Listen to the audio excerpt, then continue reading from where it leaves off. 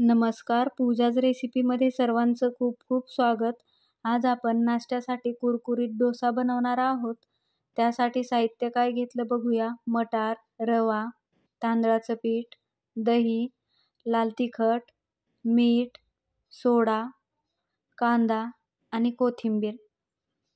मिक्सरच्या भांड्यामध्ये 1 वाटी मटार टाकायचे, 1 वाटी रवा, अर्धी वाटी तांदळाचं पीठ, चवीप्रमाणे मीठ टाकायचं आणि हे सर्व मिक्सरवरती फिरवायचं. पाणी न टाकताच फिरवून घ्यायचं.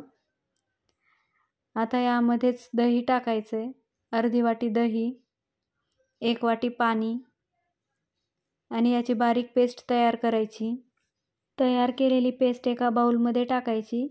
आता याच भांड्यामध्ये थोडंसं पाणी टाकायचं आणि मिक्स करायचं आणि हे बॅटर आता 10 मिनिटासाठी झाकून ठेवायचं आहे. त्यामुळे रवा छान भिजतो. 10 मिनिटानंतर झाकण काढल्यानंतर यामध्ये चिमूटभर सोडा टाकायचा. परत छान असं फेटायचं आहे. पॅन ठेवला आहे गरम व्हायला. पॅनला तेल लावायचं, त्यावरती थोडंसं पाणी शिंपडायचं आणि सुती कपड्याने पुसायचं. तयार बॅटर यावरती टाकायचं आणि हलक्या हाताने पसरवायचं. तुम्ही तुमच्या आवडीप्रमाणे डोसा लहान मोठ्या साईजमध्ये बनवू शकता. वरतून आवडीप्रमाणे लाल तिखट टाकायचं. तुमच्या आवडीप्रमाणे इतरही मसाले टाकू शकता. खालच्या साईडनी भाजला की पलटी करायचा. एक वेळेस हा डोसा ट्राय करा. अगदी पटकन तयार होतो आणि चवीलाही छान लागतो.